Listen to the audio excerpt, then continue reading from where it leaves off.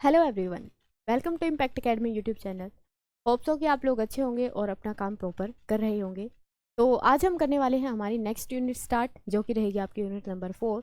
जैसे आप लोगों को पीछे दिखाई भी दे रहा होगा, दैट इज़ हम स्टार्ट करेंगे आज वर्क एनर्जी पावर, जो कि बहुत ही एक तरीके से ईजी यूनिट आपकी रहेगी, क्योंकि इस यूनिट के अंदर जो हमारी क्वान्टिटीज़ हैं बेसिकली वो सारी की सारी कैसी हैं, स्केलर हैं। ठीक है, मतलब अब यहाँ पे कोई भी डायरेक्शन देखने की अपने को ज़रूरत नहीं पड़ेगी। ठीक है, तो चलिए, जैसे कि आप लोगों को पता है, जैसे ही हम क्लास स्टार्ट करते हैं उससे पहले जो बेसिक लिंक होता है इन सब के बारे में, यानी कि आज की जो हमारी क्लास रहेगी बेसिकली इस यूनिट की, वो थ्योरी वाली रहेगी। ठीक है, थ्योरी के बाद फिर हम जो है यहाँ पे न्यूमेरिकल प्रैक्टिस करेंगे। ठीक है, तो एक बार फटाफट से कनेक्ट हो जाएं सभी, and then we will start our class.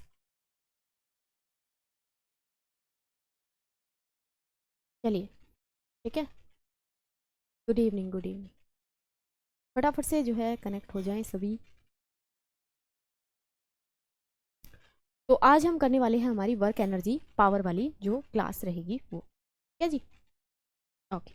Question number first है आपके पास। अच्छा, फर्स्ट क्वेश्चन से पहले मैं आप लोगों को लिंक दे देती हूँ कि यहाँ पे जो वर्क के बारे में हम बात करेंगे, हम बात करेंगे एनर्जी के बारे में, and we will discuss about the power के बारे में बात करेंगे, पावर के बारे में। ठीक है, तीनों की तीनों यूनिट यहाँ पे याद रखना कैसी होती है मेरे पास, स्केलर।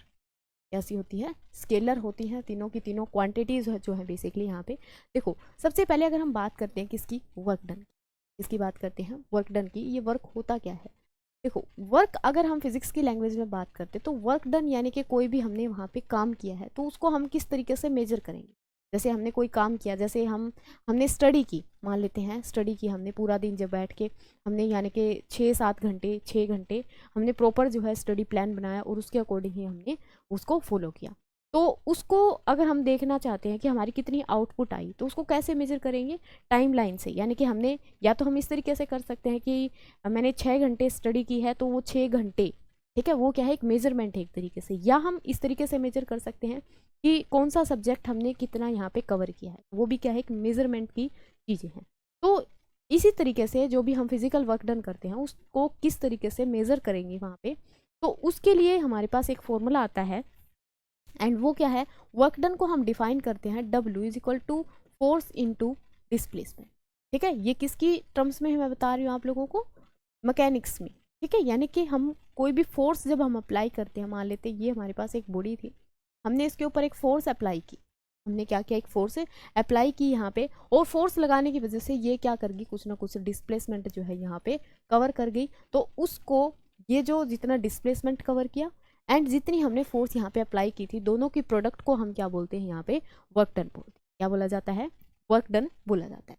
ठीक है, अब यहाँ पे वर्क डन को मतलब देखो किस तरीके से होगा। एक बात हमें क्लियर है यहाँ से कि जो फोर्स होती है वो मेरे पास कैसी क्वांटिटी है, वर्क डन, वेक्टर है। दूसरा डिस्प्लेसमेंट जो है वो भी कैसा है, वेक्टर। तो ये क्या है, डॉट प्रोडक्ट है दो वेक्टर्स की, दो वेक्टर्स की डॉट प्रोडक्ट। और डॉट प्रोडक्ट को दूसरा नाम हम क्या देते हैं, स्केलर प्रोडक्ट। क्यों, क्योंकि उसका जो रिजल्टेंट है वो क्या आता है, स्केलर आता है। ठीक है बात। तो यहाँ से हम वर्क डन को कैसे डिफाइन करेंगे, F S cos theta, F S cos theta, यानी कि ये जो वर्क डन है इसकी वैल्यू डिपेंड करेगी थीटा के ऊपर। ये जो थीटा एंगल यहाँ पे बनाया है मैंने, वो किस किस के बीच में है, this theta between F and S. ठीक है, फोर्स हम किस एंगल पे लगा रहे हैं, या हमारा डिस्प्लेसमेंट जो है वो किस डायरेक्शन में हो रहा है। ठीक है, तो उन दोनों के बीच में जो एंगल है वो डिफाइन करेगा यहाँ पे किसको, वर्क डन। ठीक है, तो यहाँ से ये डेफिनेशन आप लोगों को ध्यान रखनी। अगर हम बात करते फिर इसकी एसआई यूनिट की, इसकी बात करते हैं एसआई यूनिट की। फॉर्मूलाज को हम कल डिस्कस करेंगे, भाई किस किस तरीके से डिपेंडेंसी आ रही है, या हम कैसे इसको सोल्व करते हैं। ठीक है, क्योंकि न्यूमेरिकल वाली क्लास में ही वो मैं आपके साथ डिस्कस करना चाहूँ। तो फर्स्ट हम बताएंगे इसकी क्या, एसआई यूनिट। थ्योरी वाला पोर्शन आज हमें करना है। एसआई यूनिट की अगर बात करूँ तो work done, work done is equal to, force के लिए एसआई यूनिट क्या होती है, न्यूटन। और डिस्प्लेसमेंट के लिए अगर देखेंगे तो न्यूटन मीटर। थीटा की कोई यहाँ पे मतलब कोस थीटा क्या है, कि नंबर है जस्ट, तो उसकी कोई भी यूनिट नहीं होती, न्यूटन मीटर। या तो हम इसको न्यूटन मीटर लिखें, या फिर इसको बोला जाता है जूल। क्या लिखेंगे इसको, जूल। ठीक है, दूसरा फिर हम निकालते हैं इसका डायमेंशन। डायमेंशन कैसे निकालते थे, डायमेंशन वर्क डन का निकालना है। यहाँ पे पुट करो, पहले फोर्स का डायमेंशन पुट करेंगे एंड देन हमारे पास जो है डिस्प्लेसमेंट का डायमेंशन पुट करेंगे। फोर्स के लिए क्या पढ़ा था हमने, 112, ठीक है, यानी कि 112 वाला जो फॉर्मूला था m1 L1 T - 2, यही होता है फोर्स के लिए। और अगर हम बात करते हैं किसके लिए, डिस्प्लेसमेंट के लिए, डिस्प्लेसमेंट के लिए क्या होगा L1, इसका जो डायमेंशन फॉर्मूला बनेगा वो बनेगा m1 L2 T -2, ठीक है, ये भी चीज़ यहाँ से ध्यान रखोगे फॉर वर्क डन। अच्छा जी, दूसरी क्वांटिटी हमारे पास क्या है, एनर्जी। कौन सी है, एनर्जी। अब एनर्जी तो आप लोगों को मतलब फैमिलियर होगी, जैसे कि बहुत टाइप की अपनी एनर्जी होती है। बेसिक यहाँ पे हम जो मैकेनिकल एनर्जी की बात करेंगे वो होगी, या जो टोटल एनर्जी होगी मेरे पास किसी भी सिस्टम की टोटल एनर्जी, वो किसके बराबर होगी, kinetic energy plus potential energy, kinetic energy plus potential energy.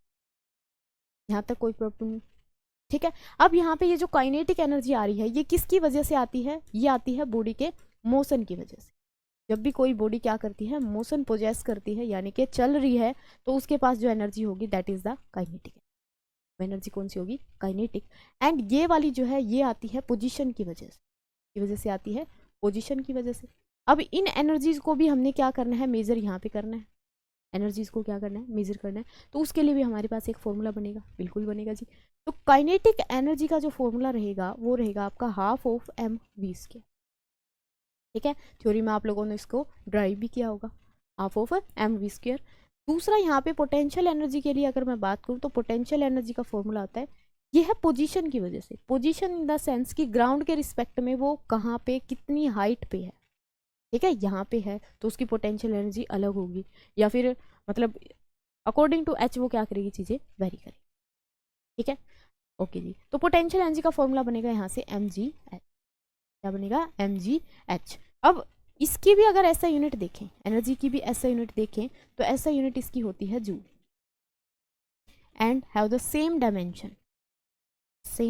Dimension as that of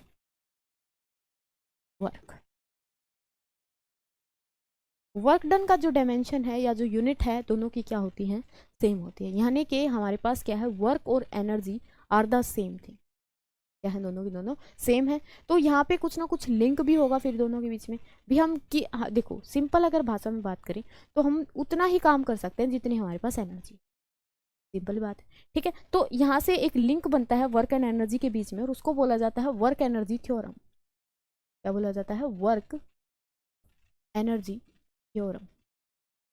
तो जो वर्क एनर्जी थ्योरम है ये क्या कहती है कि जो टोटल वर्क डन आएगा ना मेरा, जो हम काम करेंगे वो क्या आएगा, change in kinetic energy, change in kinetic energy, not in the potential. तो क्या आएगा, ये चेंज किसमें, काइनेटिक एनर्जी,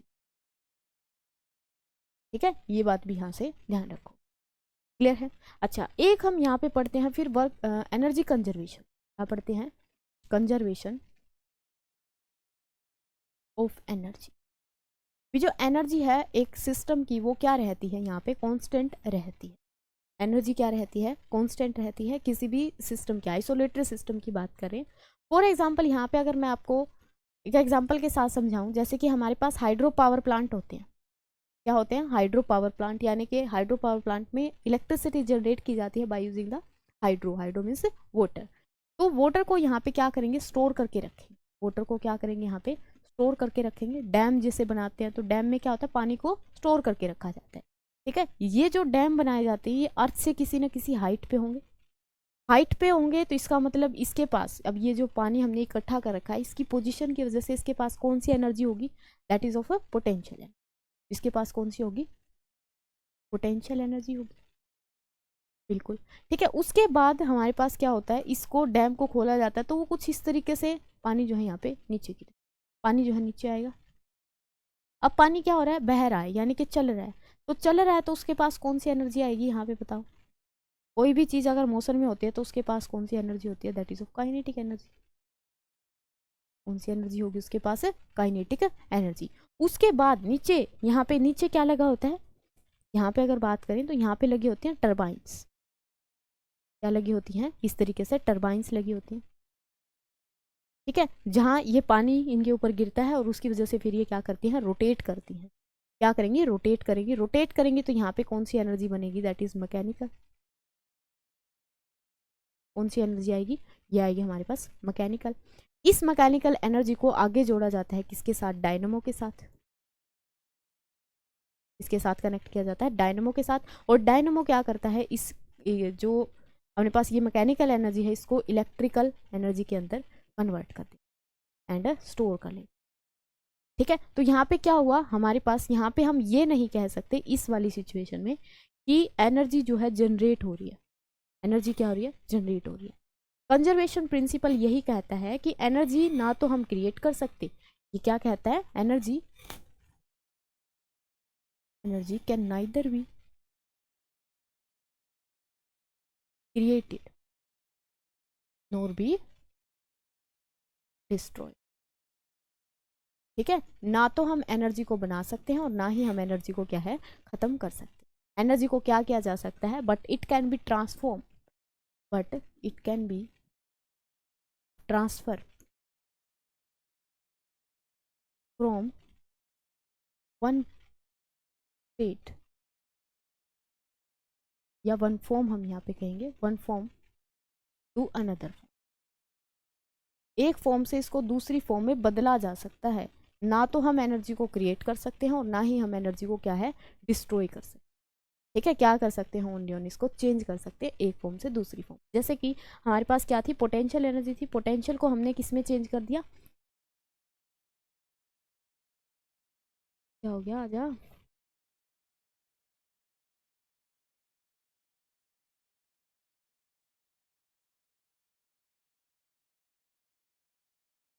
चलिए। ठीक है, यहाँ पे क्या हुआ हमारे पास, ये क्या हो रहा है भाई, यहाँ पे क्या था हमारे पास, पोटेंशियल एनर्जी थी, पोटेंशियल एनर्जी को हमने कन्वर्ट किया किसमें, काइनेटिक एनर्जी में, and then kinetic energy is converted या changes into the mechanical energy and mechanical then changes into the electrical. तो यहाँ पे हमने एनर्जी को चेंज किया है एक फॉर्म से दूसरी फॉर्म में। एनर्जी ना यहाँ पे क्रिएट हो रही, ना हम कह सकते कि एनर्जी यहाँ से डिस्ट्रॉय, चेंज हो रही है। तो इसी को बोला जाता है law of conservation of energy. ठीक है, होप्सो कि यहाँ तक आप लोगों को अच्छे से क्लियर होगी चीज़ें। अच्छा, उसके बाद हम बात करेंगे किसकी, पावर की। किसकी बात करेंगे, पावर की। पावर क्या होता है, पावर है basically rate of change of work done with respect to time, यानी कि capacity to do work we can say. Power क्या होती है, एक लाइन में अगर बात करें तो कैपेसिटी टू डू वर्क, काम करने की क्षमता जो है क्या कहलाती है हमारे पास, पावर कहलाती है। पावर की अगर ऐसा यूनिट की बात करते हैं तो पावर की ऐसा यूनिट होगी यहाँ पे जूल पर सेकेंड, क्या होगी, जूल पर सेकेंड। अब यहाँ पे एक यूनिट और पढ़ रखी है आपने पावर की, दैट इज वोट। क्या होती है, वोट, तो इसी को बोला जाता है। ठीक है, ये हम वोट जो बेसिकली इलेक्ट्रिकल एनर्जी को, इलेक्ट्रिकल पावर जो है उसको मेजर करने के लिए यूज करते हैं। ठीक है, डायमेंशन की अगर बात करते हैं यहाँ से, डायमेंशन फॉर्मूला वो क्या बनेगा, डायमेंशन फॉर्मूला इसका पावर का बनेगा जी, ऊपर लिखो वर्क डन का डायमेंशन फॉर्मूला क्या था, 1m1l2t -2, एंड नीचे क्या आ जाएगा अपने पास है t1। ये पावर का फॉर्मूला बन गया m1l2t, एक और ऐड हो जाएगा दैट इज माइनस। इतनी बात यहाँ से ध्यान रखोगे। ठीक है, एक चीज़ मैं यहाँ पे आपको कॉमनली बता चुकी हूँ कि ये जितनी भी क्वांटिटीज हम इस चैप्टर में पढ़ने वाले हैं सारी की सारी कैसी हैं, स्केलर नेचर, कैसी हैं, स्केलर नेचर की यहाँ पे रही। ठीक है, चलिए क्वेश्चन को स्टार्ट करें, अभी क्वेश्चन को जो है स्टार्ट करें यहाँ पे। ठीक है, हमारे पास फर्स्ट क्वेश्चन है। अब आप लोगों को मैंने मतलब इस तरीके से प्रिपेयर कर दिया है कि आप क्वेश्चन, इन क्वेश्चंस का जो है आंसर यहाँ पे दे सकते हो अगर आपने रिवाइज नहीं किया था तो भी। ठीक है ना, देखो फर्स्ट क्वेश्चन क्या कह रहा है, work is set to be done when, ये है वर्क डन कब माना जाएगा कि हुआ है, कब माना जाएगा, फोर्स एक्ट करेगी तब, या फिर डिस्प्लेसमेंट होगा तब, या फिर both force and displacement act in same direction. Same problem क्या आएगा, सेम डायरेक्शन में करें या फिर only force act without displace, बताओ कब मेरे पास क्या है, वर्क डन आएगा। वर्क डन की डेफिनेशन मैंने आप लोगों को बताई, वर्क डन क्या होता है, फोर्स डॉट डिस्प्लेसमेंट, यानी कि F S cos theta, F S cos theta. Force भी लगनी चाहिए, डिस्प्लेसमेंट भी होना चाहिए, यानी कि ये दोनों क्वांटिटीज तो जीरो हो नहीं सकते, अदरवाइज तो वर्क डन जीरो हो जाएगा। Force must be not equal to zero, displacement must not equal to zero. अब यहाँ पे इसकी भी बात होगी, कोस थीटा अगर यहाँ पे जीरो हुआ तो कितनी होगी वैल्यू कोस जीरो की, देखो कोस के ऊपर डिपेंड कर रही है बहुत सारी चीजें। कोस थीटा कितना हुआ जीरो, तो कोस जीरो कितना होता है 1, और कोस यहाँ पे थीटा हुआ कितना 90, यानी कि एक दूसरे के परपेंडिकुलर फोर्स लगाए, जैसे कि ये बोर्ड है, मैं इसके ऊपर परपेंडिकुलर इस तरीके से फोर्स लगा, तो वहां पे वर्क डन क्या होगा जीरो होगा। ठीक है, तो यहाँ पे क्योंकि कोस थीटा 90, कोस 90 कितना होता है जीरो, तो जीरो डायरेक्शन है इसका, जीरो एंगल है इसका मतलब क्या होगा सेम डायरेक्शन में, सेम डायरेक्शन में, यानी कि ये मेरे पास एक बॉडी थी, इसके ऊपर मैंने फोर्स अप्लाई की, यहाँ से मैं फोर्स लगा रही हूँ, इसका जो डिस्प्लेसमेंट है वो आगे की तरफ हो रहा है, यानी कि इसी डायरेक्शन में डिस्प्लेसमेंट हो रहा है, तो यहाँ पे हम बोलेंगे कि वर्क डन कुछ ना कुछ हुआ है। तो कौन सा ऑप्शन यहाँ पे करेक्ट करोगे आप लोग, ऑप्शन सी, ऑप्शन सी यहाँ पे क्या रहेगा correct option. Clear. Next question, SI unit of work, हाँ जी क्या होगी एसआई यूनिट ऑफ वर्क, बताओ। एसआई यूनिट की अगर बात करें तो वर्क डन की पूछे चाहे एनर्जी की पूछे, वो हमारे पास क्या रहेगी joule and written by capital G, इसे लिखा जाएगा, इसको कैपिटल जे से लिखा जाएगा। न्यूटन किसकी यूनिट होती है, ये होती है फोर्स की। वोट किसकी होती है, पावर की। एसआई है ये दोनों। अर्ग किसकी यूनिट होती है, अर्ग ये होते हैं मेरे पास एनर्जी की, एनर्जी की बोले या वर्क डन की बोले, बट कौन सी होती है सीजीएस, क्या होती है ये सीजीएस यूनिट होती है। ठीक है, एक इंपॉर्टेंट चीज यहाँ से एक और नोट करोगे कि इन दोनों में फिर रिलेशन क्या है, ये भी तो वर्क डन की यूनिट है, ये भी वर्क डन की और एनर्जी की यूनिट है, इन दोनों में फिर रिलेशन क्या होगा। तो यहाँ पे जो 1 जूल आएगा वो आएगा 10⁻⁷ अर्ग, इसके बराबर आएगा 10⁻⁷ अर्ग के बराबर। ठीक है, ठीक है यहाँ तक चीजें। चलिए next question, when the angle between the force and displacement is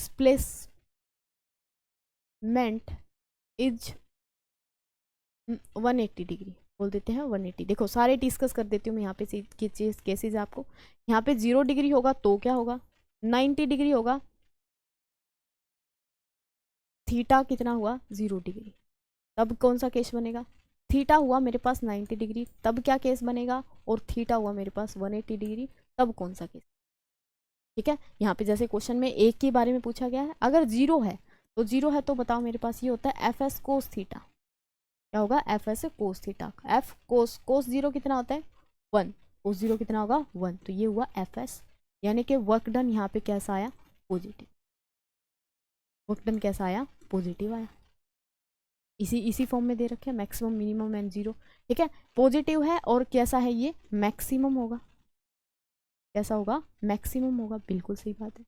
अगर थीटा 90 है तो कोस 90 कितना होगा जी, कोस 90 होगा 0, तो वर्क डन कितना आएगा W F S cos theta, cos कितना 90, कोस 90 पुट करेंगे अगर थीटा 90 है, कोस 90 0, तो वर्क डन टोटल कितना आ गया 0, यानी कि इसके केस में वर्क डन कैसा होगा 0 होगा, कोई भी वर्क डन यहाँ पे हुआ ही नहीं, चाहे हम कितनी भी वहाँ पे फोर्स लगाएं, अगर हम परपेंडिकुलर फोर्स अप्लाई कर रहे हैं there is no work done.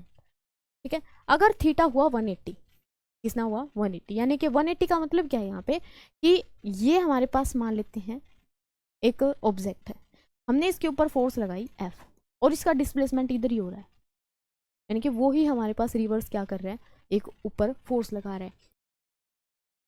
Cos 180 degree, cos 180 degree value कितनी होती है कोस 180 की, दैट इज -1, कितनी होती है वैल्यू -1, पुट करेंगे यहाँ पे तो W मेरा क्या बना, W बना एफ एस कोस 180 डिग्री, यानी कि आ गया माइनस ऑफ एफ एस, तो वर्क डन इज माइनस, यानी कि यहाँ पे कैसा आया है वर्क डन नेगेटिव आया है, नेगेटिव आया है, और दूसरा हम बोलेंगे कैसा आया है मिनिमम आया है।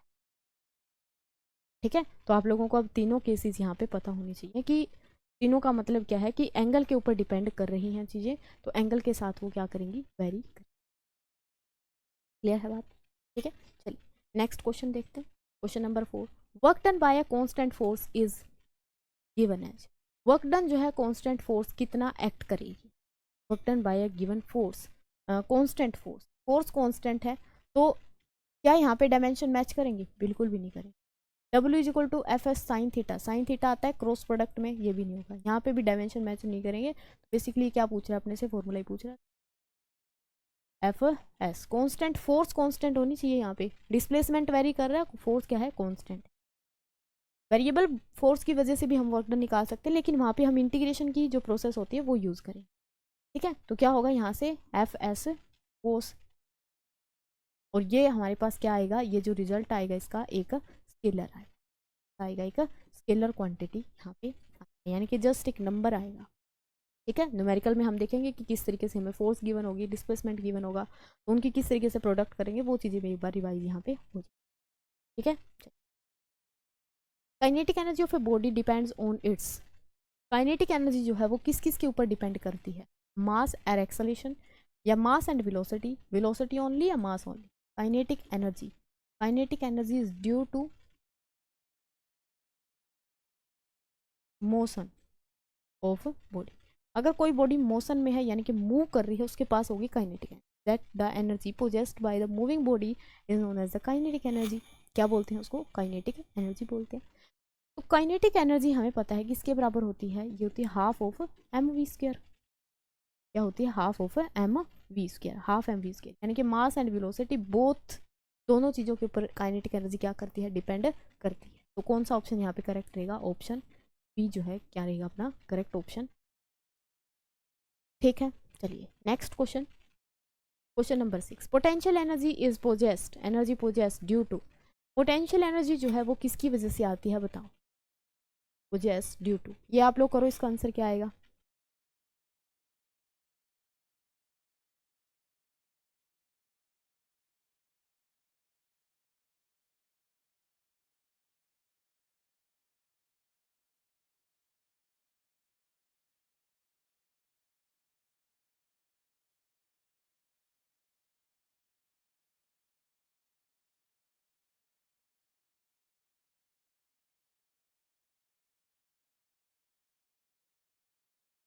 हाँ जी, क्या बनेगा इसका आंसर,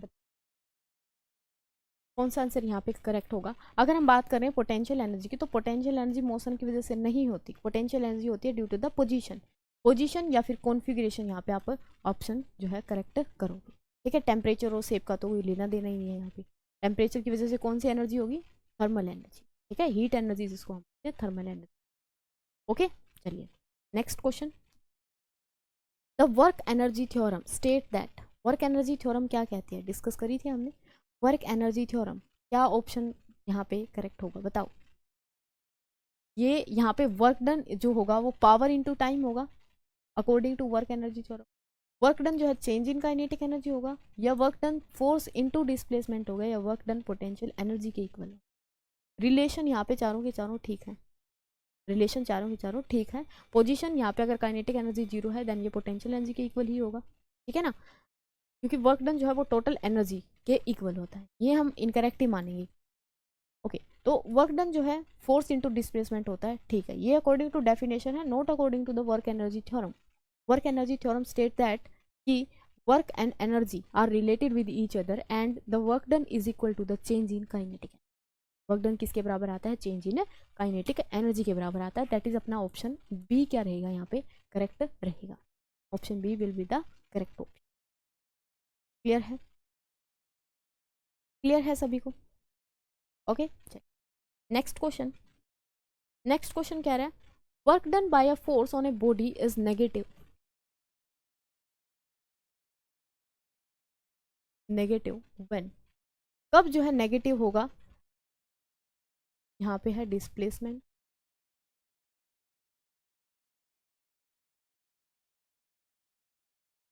ठीक है। अब यहाँ पे देखो वर्क डन जो है वो नेगेटिव कब आएगा बताओ, वर्क डन नेगेटिव कब आएगा, तो हमने तीनों केसेस डिस्कस किए थे, पॉजिटिव कब आएगा, नेगेटिव कब आएगा और जीरो वर्क डन कब आएगा।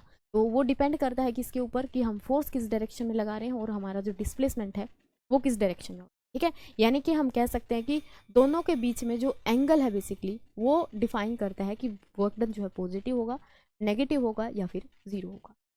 तो यहाँ पे ये कह रहा है कि वर्क डन नेगेटिव आना चाहिए, यानी कि वर्क डन होता है मेरा फोर्स इनटू डिस्प्लेसमेंट, तो ये होगा फोर्स डिस्प्लेसमेंट कोस थीटा। कोस थीटा की वैल्यू नेगेटिव कितने पे आती है, थीटा, थीटा जब कितना होगा ना 180 हो, थीटा कितना हो 180, क्योंकि कोस 180 होता है -1, तो माइनस ऑफ एफ एस आती है ये। अब ये कोस थीटा, थीटा 180 होने का मतलब पीछे भी हमने बताया जैसे कि ये हमारे पास अगर बॉडी है, हम फोर्स लगा रहे हैं इधर और डिस्प्लेसमेंट हो रहा है इधर, जैसे कि स्प्रिंग के केस में होता है, हम उसको स्प्रिंग को ऐसे क्या कर रहे हैं, कंप्रेस कर रहे हैं, और वो क्या करना चाह रहा है, एक्सपेंड करना चाह रहा है, तो उसका जो डिस्प्लेसमेंट है बाहर की तरफ हो रहा है, उसके अंदर जो फोर्स लग रही है, या वो जो मतलब उसमें दो फोर्स लगती है, जैसे रिस्टोरिंग फोर्स लगती है, एक अपने पास होती है डिफॉर्मिंग फोर्स, ठीक है, डिफॉर्मिंग हमने लगाई, उसके अंदर जो रिस्टोरिंग फोर्स लगेगी दैट इज आउटसाइड, और हम डिस्प्लेसमेंट कर रहे हैं इनसाइड, तो वहाँ पे होती है ऐसी सिचुएशन, तो वहाँ पे वर्क डन कैसा होता है, नेगेटिव, ठीक है। तो कब होगा ये वर्क डन नेगेटिव, जब ये दोनों डायरेक्शन क्या होंगी, अपोजिट होंगी, that is force and displacement are in opposite है, दोनों की दोनों किस में होनी चाहिए, अपोजिट डायरेक्शन में होनी चाहिए, ठीक है। नेक्स्ट क्वेश्चन, ऐसा यूनिट ऑफ पावर, ये तो सभी बता सकते हो, ऐसा यूनिट जो है पावर की तो एक ही होती है जी, क्या, वाट, ठीक है, वाट क्या है, इलेक्ट्रिकल एनर्जी बोले, इलेक्ट्रिकल सॉरी पावर बोले, या फिर सिंपल हम पावर की बोले, तो पावर की यूनिट क्या होती है, वोल्ट।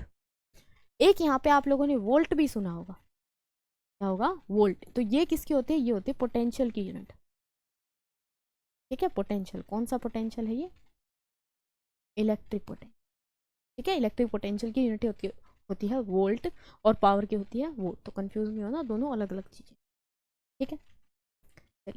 नेक्स्ट क्वेश्चन है, 1 horse power is equal to, 1 जो हॉर्स पावर है, ये जो हॉर्स पावर यूनिट है आप लोगों ने कहाँ पे सुनी है, जैसे जितने अपने मतलब एक तरीके से ट्रैक्टर में हम कह सकते हैं, वहाँ पे उसकी जो पावर मेजर की जाती है वो हॉर्स पावर में मेजर की जाती है, यानी कि लार्ज अगर कॉमर्शियल स्केल पे हमने कोई चीज़ को मेजर करना है तो वहाँ पे हम यूज़ करते हैं हॉर्स पावर, लार्ज यूनिट हम बोल सकते हैं, लार्ज यूनिट ऑफ पावर, ठीक है। तो यहाँ पे जो 1 हॉर्स पावर होगी 1 HP, वह होती है कितनी, 746 वोट की, कितनी होती है 746 वोट, यानी कि 746 वाट के बराबर, ठीक है। चलिए क्वेश्चन नंबर 10, ओके जी। तो अब यहाँ पे हमारे पास आज की क्लास में इतने ही क्वेश्चन थे, नेक्स्ट जो हम न्यूमेरिकल की क्लास करेंगे और उसमें हम जो है टोटली न्यूमेरिकल पोर्शन कवर करने वाले, ठीक है। तब तक के लिए अपना पढ़ते रहें, thank you so much for watching the video.